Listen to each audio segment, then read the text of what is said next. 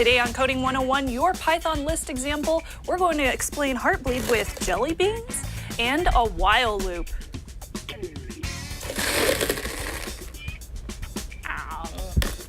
Nom, nom, nom, nom, nom. Nom, nom, nom. Netcasts you love.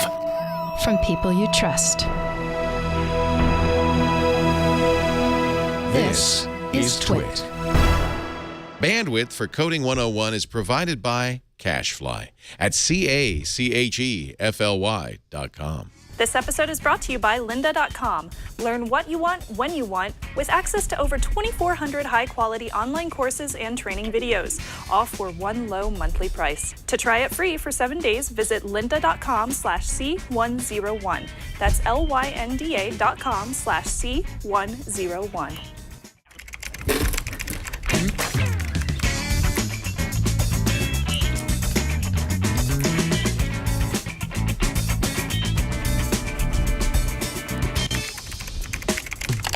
Welcome to Coding 101. It's the Twitch show where we introduce you into the wonderful world of the programmer. I'm Father Robert Ballecer. And I'm Shannon Morris, and I'm eating jelly beans. They're stuck in my mouth right now, and I can't barely talk. But we're going to teach you all about coding for the next 30 minutes so that you can become a Python code warrior. Now, Shannon, in the last couple of weeks, there's been a big thing that's erupted throughout the interwebs, and that's all about Heartbleed, right? Yeah, they broke my heart. They did. So later in the show, we're actually going to give you an in English, honest to goodness, easy to understand example of how the Heartbleed bug works.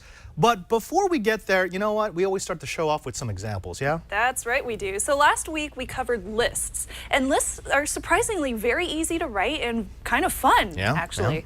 So I had a lot of fun writing mine. I'll go ahead and pull up my example so you can see how I wrote it and what it does. So if I click on it, double click, and you'll probably have to zoom into this because it's a little small, but it basically says, who doesn't like Star Trek, right?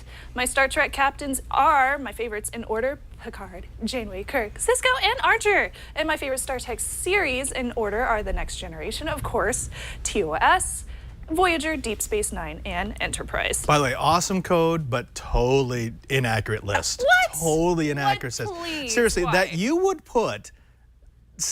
no, Okay, you know what? first No, off, we're going to take Picard, this offline. he's number one. Okay, I He's will give you number one. Picard, but Janeway? Janeway? Come on, she speaks to me. She speaks to me. She's a woman in power, and I like that.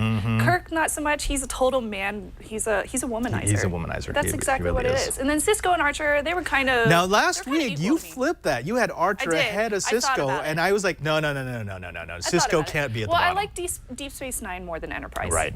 So Okay, it good. made more sense. Okay, I'll give you props for that. Yes, so that was my example, and for that code, this is how I wrote it. So I had print who doesn't like Star Trek, and that's just a simple print screen. And then I made my first There's your list. which is Star Trek, Picard, Kirk, Janeway, Sisko, Archer. Now you'll notice that this list is a little bit different. This is in order from the original series all the way to the end. So when I printed that, I had to shift it around just a little bit to make it from my favorite to my least favorite. So I started with 0, which is Picard. Number 2, which is Janeway, and then once I scroll over, you'll see 1, 3, and 2. There we go. And 1, see, 3, and 4. actually, that's a great example of one of the powers of lists, which is once you have your data in there, you don't have to follow the stream of the original data. You just give it That's the true. index for what position you actually want to use. Exactly. I did pretty much the same thing with series. So I named this list series equals, and then I put the original series, Next Generation, and so on and so forth. And then I printed my favorite Star Trek series in order are, starting with series number 1, which was TNG, series 0, the original series because it's so awesome, and so on and so forth. And then at the end, since I'm on a Microsoft computer, I put raw input, press enter to exit. And that's just so it maintains the terminal window until you actually want to exit. Now, something else, I love this. I love that you did this. You used a descriptive name. And this is one of the things we really need to hammer into our audience, which is you can name your variables anything. You can name your list anything. So why not give it a meaningful name? In your case, you called it by series. So people can say, oh, yeah, the variable name, the index name, the list name actually makes sense. Exactly. It made sense, so that's why I decided to name it that. Woot. Now, we also got a really excellent example of a list from Daryl Medley. So this is called a shopping list. If I double click on it, it simply says, enter the name of item 1. So this is going to be my shopping list. So I'll say, I need to buy milk. How many quantity? Just 1, because it'll spoil, because I'll never go through it. Number 2, I of course need cereal, and I'm gonna buy 5 boxes of cereal. I go through that like crazy. Number 3, I need some towels for my downstairs guest bathroom. Always have Probably a 3 of those. towel. So I press enter when finished, and it takes my list, it takes these things up here, and outputs them to me. So I have milk, quantity 1, cereal, 5, towels, quantity 3, plus enter to close. Now, this is pretty good, but I'd say if it was going to be customized for you, it would have to be a coupon list. It would have to be. It really would have to. It would have to have some math in there for me. There we go. I should do that. Good. I like Add this in one. some This is math. great. So if we look at the example, I'm going to edit it with idle. Now I'm zoomed into this because we had a little problem seeing all of it last week. So if I scroll down, you'll see. First of all, I we love the have- comments. Thank Yes, you for the comments. Excellent We comments. love Thank that. you so much, Daryl. So once I scroll down, you see shop list, and then we have case list, item count. So first it prints shopping list, prints the other information, and then we do a loop. So this is pretty interesting. He added a loop in there. Yay. How fun. Now we're going to get more into loops in just a few moments, I think so, You're but, spoiling it. oh, I already told them in the Oh, call bell dang. bit. Okay, Gosh. fine. And then we have some if and whiles in here, some options. So a lot of this looks a little bit confusing, but it won't soon. So we'll Right. explain all of this. But this So is an obviously he excellent knows a little bit of example. Python beyond what we've shown on the show. Exactly. But none of this is really beyond anything we've given them. Right. There's a little bit on the conditional modifiers here, the conditional operators. But beyond that, this is just a print. This is just a loop. This is just a list. It's so pretty. It is It pretty. was very easy to understand, and Very he made well done. lots of comments in here. So I who was decided this to again? show it. Daryl Medley. Daryl, give yourself a pat on the back. This is definitely the program of the week. Thank you, Daryl. Thank you, Daryl. So that was my example of a list and Daryl's example of his own list with loops. Yay! Now I know that we have tons of splaining to do. Yeah, we do got some splaining. Okay, so we do want to go back into loops. Now, I'm assuming that many of you watched our C# module, and if you have, you know what a loop is. A loop is just a really simple way to repeat a section of code. Now, the reason why you want to repeat sections of code is, well, if you're doing the same operation over and over and over again. Like, for example, if you just wanted to print a series of numbers, you don't want to have to do print variable 1, print variable 2, print variable Right, 3. it would take up too long. It would just take, and it's just silly, right? Because it's always the same line. Yes. The only thing that changes is the name of the variable. Well, what a loop allows us to do is it allows us to minimize the amount of coding that we have to do by saying, repeat this with this difference. Ah, right, okay. so just keep doing the print. It sounds similar change the to a variable. list, but in this case, you're changing the variables up at the top. Right, right, and it allows us to just keep doing the loop until we want to stop. That's cool. It's a very good way to be efficient with your code, and also it's pretty much the only way to do a modern program. If you don't know loops, you can't write a modern piece of code, because otherwise your code would be just pages and pages and pages long, and we don't want that. With no comments. With no comments, yeah. So that's what loops do. Now let's take a look at how loops actually work in Python. One of the things you have to remember is while loops in Python actually aren't all that much different from the while loops we did in C#. Ah, okay. Now, they use some sort of counter because you need some way to determine whether or not the loop is going to continue to run, right? Right. So you need a condition. You need something that says, when you check this, if this is true, continue to run the loop. If it's not true, Else. break the loop. Break the loop, yeah, or Right. cancel it. Yeah, and do you remember from C# what happens if you don't have that in there? It just keeps going It just keeps and going right. and going. Exactly. If there is no way to change that condition, that true or false condition, then either the loop never runs or Right. the loop runs forever. Yep. So we have to have some sort of variable, some way, something that changes in the processing of the loop that allows us to change the condition of whether or not the loop can run. Does that make sense? That does make sense. Okay, so let's actually look at some code. Brian, if you go ahead and switch to my screen, I've got. This is probably the that's a easiest. simple one. This is a super simple while loop. Okay, so all I do is I have a counter. I have a variable. It's set to 0. Okay. Okay, so counter is equal to 0. That's a number. Now the while loop itself is counter less than 5. That's my condition. That's my relational I condition. see what you did there. Exactly. So counter is set to 0, right? Right. So while 0 is less than 5. Is that true? Yes. Okay, exactly. So it's going to run. So it'll run. And then the next line is counter equals counter plus 1. And then it equals 2. Well, first it equals 1, and then it equals 2, and then Right. it equals 3, right? Yeah. Because it starts at 0, right?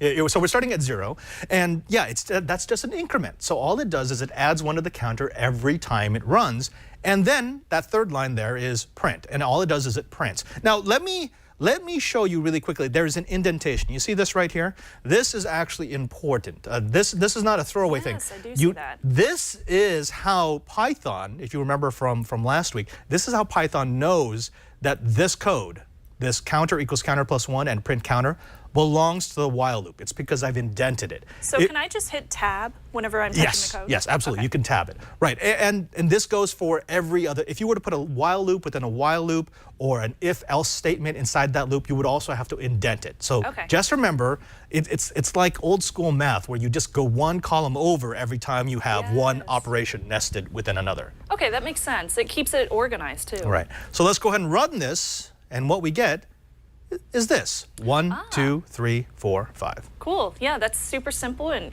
very easy. Exactly. So it runs it until I get to the end. And at the end, it gets to 5, and it's going to say, is 5 less than 5? And the answer is no. And it stops. Okay. And that's it.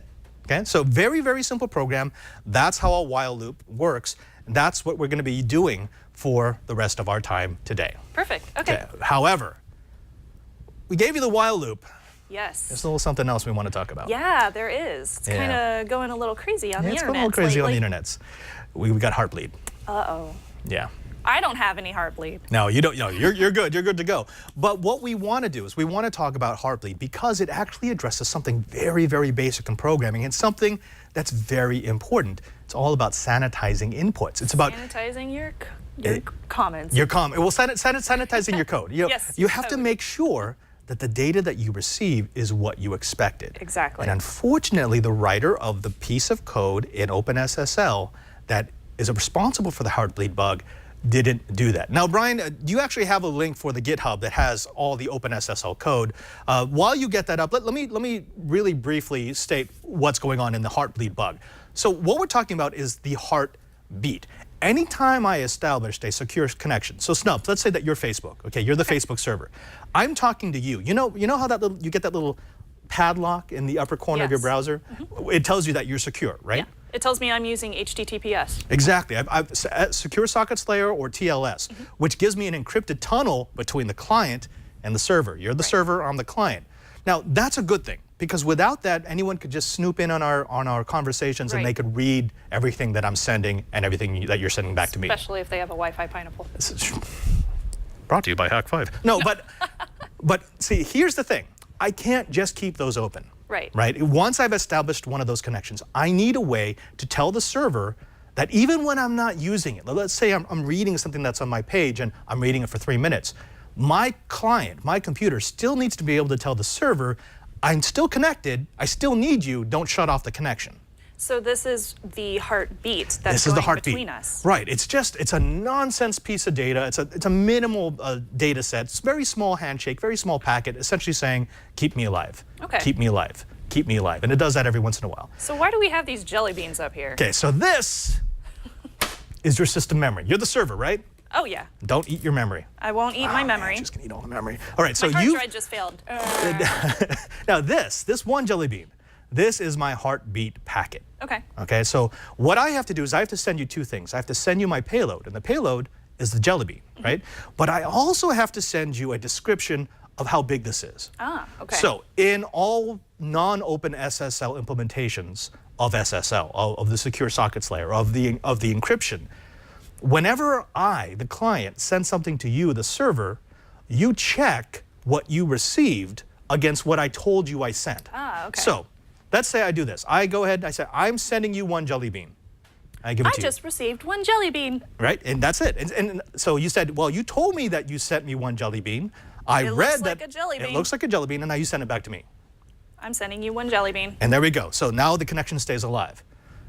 If I did this, I am sending you 5 jelly beans, and I give that to you. What do you think you as a server do? I only have one jelly bean. That's it, right? This is odd. This is odd. X. It'll kill the connection, right? Or it'll ask for the heartbeat again. Right. That's simple checking, right? That's sanitizing your inputs. That's making sure that you've actually received what you expected to receive. That's good coding. That makes sense. That makes sense. Yeah. there's a bug in OpenSSL. No! Yeah. And Brian, if you go ahead and bring up that GitHub, it'll actually show you the code that goes behind SSL. Now go ahead and forward, what line was that? We need you to go to line 3,972. There, right there. See, so you see where it says read type and payload length first. These next 4 lines of code, actually 3 lines after the comment, are entirely responsible for the heartbleed bug. Now let me explain. This looks kind of crazy, but let me explain what's here. HB type is just setting the type of data. Okay, so that's like from C# that just says this is the kind of data I'm going to be receiving. Okay. P++, we've seen that. It's incrementing the counter. So it's P plus 1, right? Plus 1, yeah. Now here's the big line. NS2, which is calling a function, because we know it's in parentheses, right? So it's calling a function, and it's passing it 2 parameters. P is the location, it's called a pointer, of the payload, the jelly bean. So it's telling it where the jelly bean is located. Okay. Right? Payload is the length. That's me telling you I'm passing you 1 jelly bean. Ah. Okay? Now a good piece of code would have had an extra line here that says, is P, the length of P, equal to the length of payload? Right, yeah. Right? So if I told it you... would be sanitizing their code. It's sanitizing the code, it's sanitizing the input. It's saying, if I told you I'm giving you 1 jelly bean, what is P? How long is P? Is P actually 1 jelly bean? If it is, allow it. If it's not, then X. Kill the connection. And since they didn't do that, there is no line that says if it's this long, then it should equal P. Right, That pretty much means that the payload could be as long as they want. Or short. So this is how it works. If you come back to me, now we're talking about this jelly bean, all right? So I'm still talking to you in the server, and I'm passing you this 1 jelly bean, and I'm saying, I sent you 64,000 jelly beans.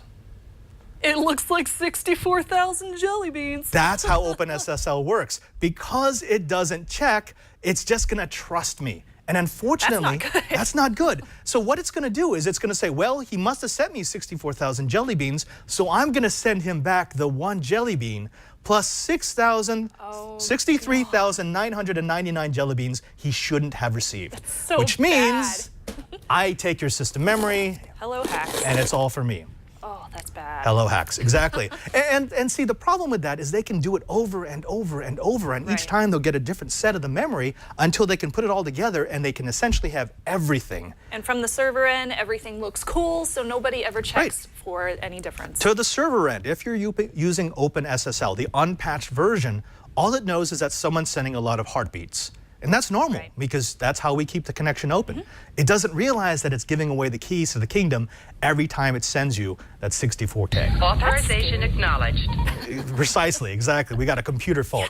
So that's how Heartbleed works. And go back to that code, Brian. This is the crazy part. This is what we're trying to drill into you people. When you're writing your code, you got to make sure to check for things like that. This was an innocent mistake. This was, again, we know that this was submitted something like, what was it, an hour or 2 before midnight 2 years ago, December 2011.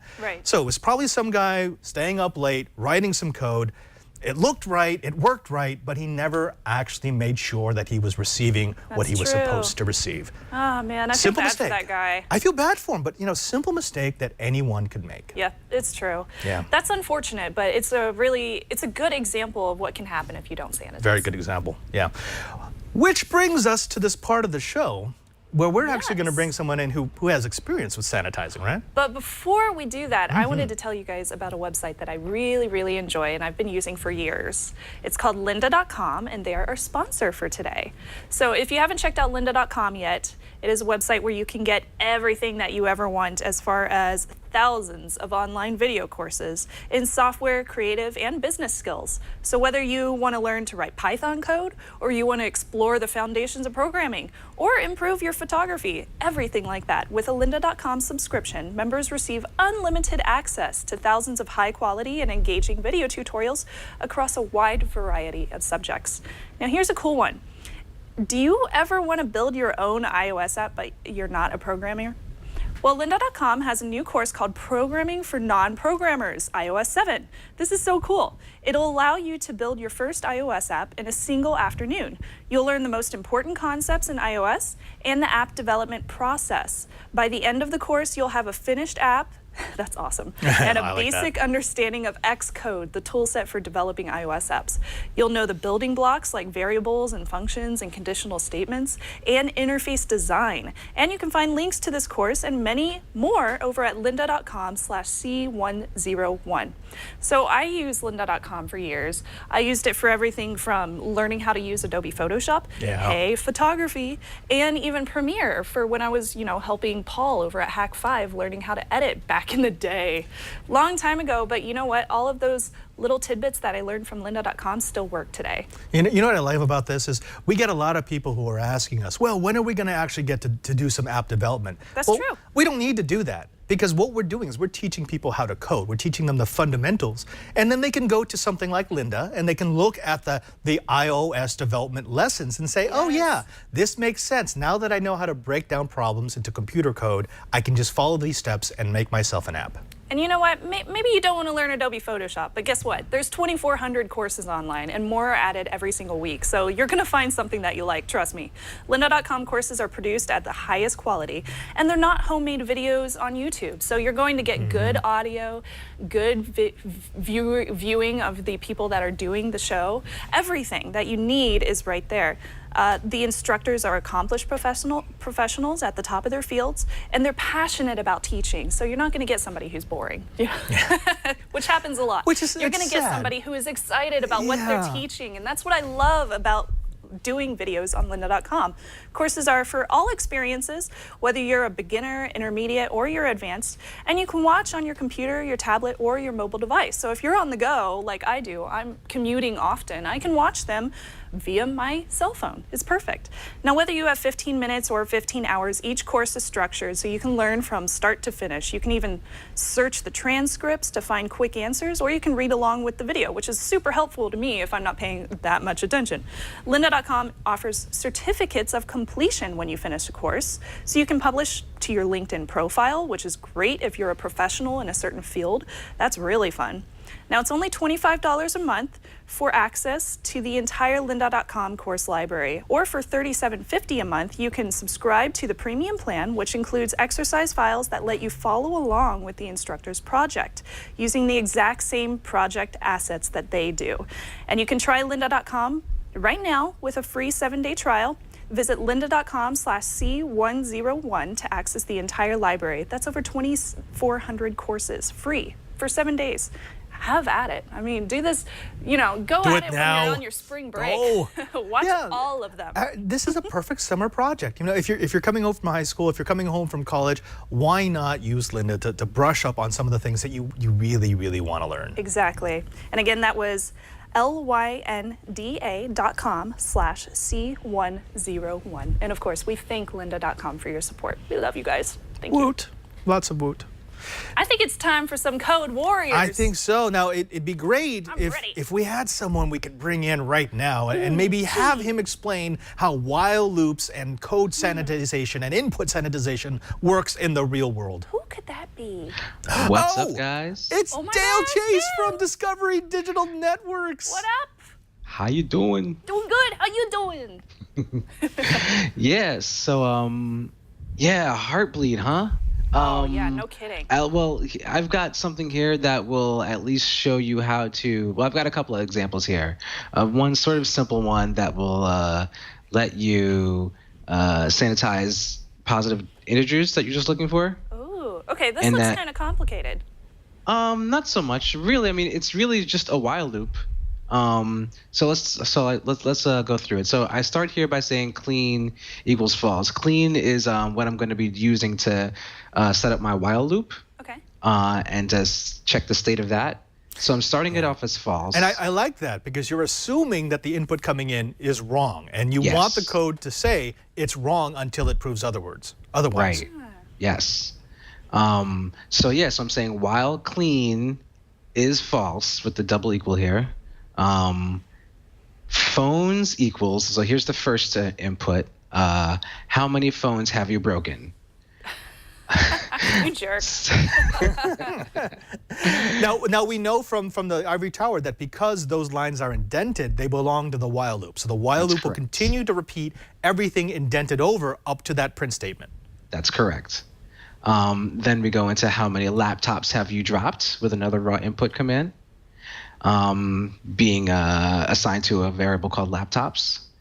And then if phones.isDigits is digit, this is a function that will now assess what is in phones and make sure that it is a positive integer, essentially. Okay.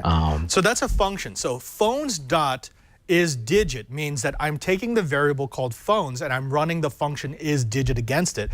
And I'm assuming that since the makers of Python used functions with understandable names, all it's going to do is look at the variable called phones and say, is this a positive integer? That's correct. Okay. I'm also doing that for my laptops variable as well in the same if statement. And I'm making sure that condition happens together with this and. I think in C# that's like an ampersand. Right. Ampersand. So it's saying if this and that are true. Exactly. Cool. Yeah, in Python you actually can use the real word and so then that is now part of so that if statement. If that is true, if both of these are positive integers, clean becomes true. And the loop stops. Right. Now let's point out something else here. We did this in previous episodes, but if you look at the while loop and if you look at the if statement, both of them have a colon at the end of the line. Now we told you that Python only cares about white space. It actually looks at formatting. However, anytime I'm doing one of these statements, one of these functions that use multiple lines, I have to have a colon there to tell it, hey, you're about to get multiple lines. So that's all it means. I so see. Okay. yeah, that's why you're not done yet. Here's I'm the not rest of done the yet, code. right? Which is why for while it says continue to do the rest of the code that you're going to see indented, and in the if statement it's going to say continue to do the rest of the code that you're going to see indented. That's all it means. That's all it means. Cool. So since everything that you input with raw input is actually taken as a string, I still have to tell it that phones is an integer, right, and laptops is an integer for me to actually do this math here where I'm going to add both of these together and then print out the total. Right. Okay. And what he's saying is, remember, because Python, as we talked about in the first episodes, the variables are dynamically assigned, right? In C# we had to tell it, this is an int, this is a float, this is a character, this is a string. Python doesn't you do don't that. have to do that. You don't have to do that, except when you start doing, if you go back to his code, when you get to that line where you actually want to use numbers, you need to make sure that Python has converted that into numbers. Otherwise, it's just defaulting for a string. Okay, got it. Yeah, what it'll actually end up doing is just concatenating the two numbers together to make a long number that you didn't ask for. Right. So let's run this, I guess. Yeah, let's do it. Let's see. Do I have it here? It's here somewhere. It's a sanitizing input. All right. Whatever I named it this week. There it is. There it is. Okay. How many phones have you broken? 12. That's later. That's later. Okay. How many laptops have you dropped? 2. Really? Just 2? Wow. That's pretty good. Way to go, Dale. Yeah. And my total is 14. Okay. And that's basic. That's simple. Real quick. But let's run it again, because what we want to check is we want to see if the program actually knows whether or not it's been given the right information. Right. That's right. So here we go again. How many phones have I broken? Jelly beans. Yeah, jelly beans. Absolutely. Jelly beans. Oh. Just like that. How many laptops have And you let's actually give it a number. Let's say, how about just 5? Let's see what happens. Oh, so we're mixing inputs. Yep. How many phones have you broken? Oh, so it asks you Negative. again. It's like, Yeah, so remember back to the code. Actually, go back to the code, Brian. Oh, actually, I'm sorry, Dale, if you could go back to your code. Yeah. So what's happening, it's stuck in that while loop because it never cleared it, right? Because in the if statement, it says both of these have to be true. In the example we gave it, only one was true, and so therefore it failed the and statement, and so clean was never set to true. So I guess one thing that I could do if I wanted to, under if I could add an else statement that said something like, if this is not actually a integer Very good. digit, then I could say that's wrong. Yeah. Put in a number. Hey, what are you doing? Get that out of here. Exactly. Yeah. I mean, this is a simple program, so we didn't do that. But you're exactly right. Yeah, you could have an if-else statement. Yeah. And an if-else statement, all it says is, if this is true, then do this. If anything else, if it's not true, then do that. Ah, cool. Okay. But where you go? I get it. I get it. Very nice, Snubs. I'm learning. How about Print. So else. Hey. So you're I'm gonna just gonna print out a use- statement that says something Yeah. like, that was wrong. Oh, so you also had to add Yeah, that slash it's so it coding, knows yeah. that the it's I'm escaping the apostrophe. yeah, the apostrophe there is I could get actually around that by actually using double quotes instead. Right. Oh, okay. Right. There we It's go. not a number. What you doing? Go ahead. Yeah, go ahead and run that. Run that Yeah. bad boy. And now if we put jelly beans in there, Let's break that. All right, jelly beans and tacos. Oh wait, what happened? It didn't. the terminal window was still running. It never. No. It was. I ran it again. It should have. It should have taken. The else. Oh, did I not save this? Oh, this. Oh, I didn't save this in the right spot. Dale. Got some explaining to do. Now this is basic sanitizing. I mean, Okay. now Yeah. of course, what the guy who wrote OpenSSL, that module, what he had to do was far more complicated than this. Right. But the theory is the same thing. You always need to make sure anytime you're dealing with any sort of input, any sort of data, that it's acting the way you want it to behave. Right. If you don't put a check, you can get bad things. And that's what we get. Okay, that's so what we now get. it says print, hey, that's not a number, and then it asks you again. So Right, it it's redoes looping the through. loop. Right. Cool. Because remember, we told the loop to run until it got 2 valid inputs. Right, that makes sense. That's awesome. Yeah. Now, Dale, let's go back to your code for a second, if you could. The pieces that our audience need to know, the pieces that they need to learn because they're new for this episode is they need to know the while loop. They need to know the function to actually check the data. So is digit. And, well, they need to know if else. We're actually going to go more in depth on that next week, but it's actually not that difficult to figure out. And the last part is they need to know the function for int, which actually turns that variable into a Plus number. Laptops. Right. Now, notice he has the int function to turn those into numbers. He has that after it's already checked the strings to make sure that they are numbers. Yeah. Because you can't actually run that if someone gave you a string. You can't say, turn jelly beans into a number. It will freak out. Ah, okay. Yeah. Now I also noticed with is digit, that can only work for positive numbers. So is there an Yes. option up there if you wanted to put in a negative number or something else? There is. If you want to, you actually kind of have to get into a little bit of a try except, which is sort of error handling. Oh, interesting.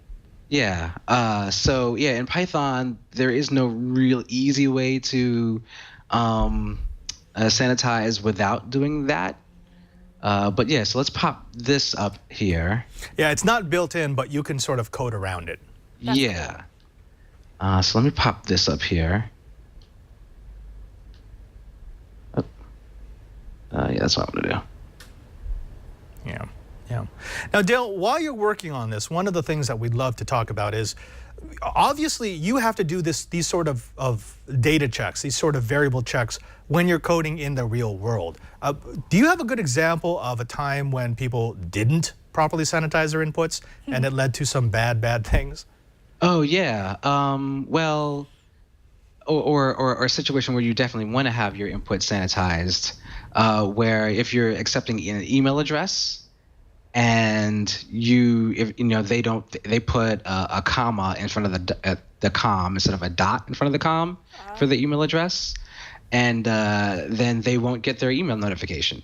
So you want to make sure that when they enter the email address, they are actually putting in a valid email address that you can then communicate with them with. Right. I guess it could also be said that if you have a text field like that on the internets anywhere where they say enter an email address and it doesn't check to make sure it's an email address, they could put another line of code in there. Yeah. Yeah. And actually, we just had a example of that. You may have read that the quote unquote ATT hacker was let out of prison, right? They dismissed the case. Well, he didn't really do any hacking. All he did was he took advantage of some very sloppy programming that didn't check the input. It didn't make sure that it was receiving any input that it couldn't either properly process or would process in a way that they didn't expect. Right. So, I mean, we see it sounds really simple, and you know, when we look at the code that created the Heartbleed bug, we say, oh God, you know, why wouldn't you do that? But it happens over and over again, folks. So all we're saying is please, please, please, even in these starting days when you're just starting to pick up the compiler, make sure you get in the habit of checking your code. And you know what? We're going to say this. In future episodes, when we have your user programs, we will favor the ones that have some sort of sanitization. Ooh, yes. Does that make definitely. sense? I'll have to start checking for those when I'm looking over the code on the Google Plus community. Now, before we finish up, Dale, I did want to check out that code that you just put in. Yeah, let's take a look at it. So here, you know, it's pretty much the same up until we get to now where the, what was that? So now instead of is digit, instead of an if statement asking if, you know, if it's a digit, we get a try, which is try to convert this string into an integer. Right, right. If it fails, it will throw an exception, and the type of exception it will throw is a value error. So if that happens, then we'll print, hey, you didn't give me a number. Right. So essentially, instead of running it through a function beforehand to make sure that it's an integer that it can use, you just ran it through the integer conversion, and if it gave you an error, then you know it wasn't an integer. Exactly. Got it. Exactly. And I could have saved a step later in the print statement and just used phones if I had just decided to actually assign these integers to phones. If I decided just to say phones equals in phones. I could have done that and saved having to do it down here. But I didn't. But either way works the same. Yeah. Cool. Yeah, so and if they do pass that test, we go to else, and clean becomes true, and the loop stops. Fantastic. That's awesome. Dale, thank you so very, very much. It's always great to have you as our code warrior. Now, Brian, our TD, can you give us a little bit of a groove so we could play Dale out? Because Dale, we want to give you your time here. I mean, you've given yourself selflessly. Can't talk today. To our audience, and where can they find you? Where can they find your art? Because you're not just a programmer, right? I'm a musician too. Yay! And yeah, I've got a song with Shannon that you might know called SSH to Your Heart. Right now, you guys have up a Coder Girl remix, which you can find at dchase.bandcamp.com. Among all my other stuff, and what you've got there is Love Plus Plus, which is my most recent EP, which I released on Valentine's Day. So and you actually sort of did like several songs with one of the lovely ladies that works at Hack 5. yes, Sarah, she's awesome.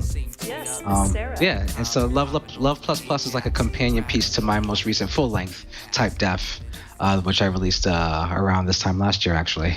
Oh. So yeah, check me out on Bandcamp at dchase.bandcamp.com. Yay! Yay, that's right, folks. He's a programmer, he's a geek, he's a musician, he is a Renaissance man. Dale Chase, Discovery Digital Networks. We'll see you next week. Thank you, guys. Catch you later. Thank you, Dale. Now, Shannon, that was a lot, right? I mean, that was a lot. That was a lot of information, but it was really good information to get out there, especially about sanitization. Yeah. And, you know, it's one of these things that people always think, oh, I'm not going to get caught by it. Everyone gets caught by it. Right, exactly. I'll say it right now. If you are not actively searching for values you did not expect, you will be caught by this bug at some point in the near future. There's somebody out there who's fishing through all the websites looking for people who didn't sanitize and they their probably code. have a pineapple on their shirt. They probably do. They probably do.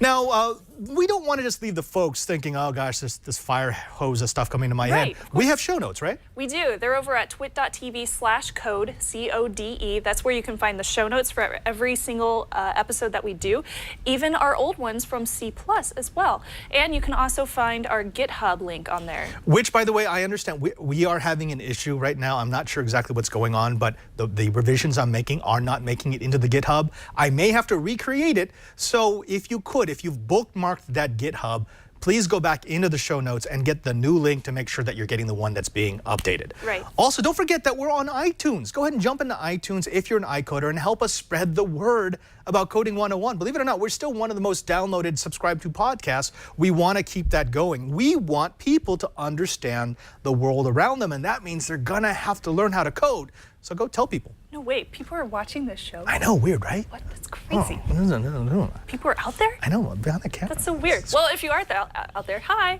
We're also on YouTube. You can find us over at youtube.com/twitcoding101.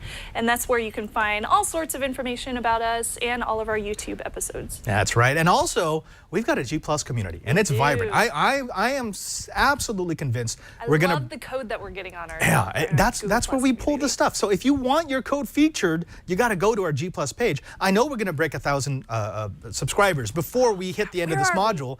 And you can find us at gplus.to/coding101. Oh my gosh. We are at currently, where's our numbers?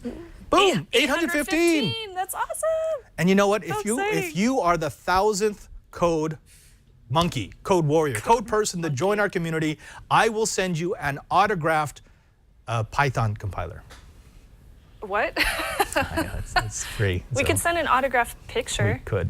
We don't They have printed any. pictures for us. They did? Well, I I got didn't get some. any. I could send you an I'll autograph. sign one of Snub's.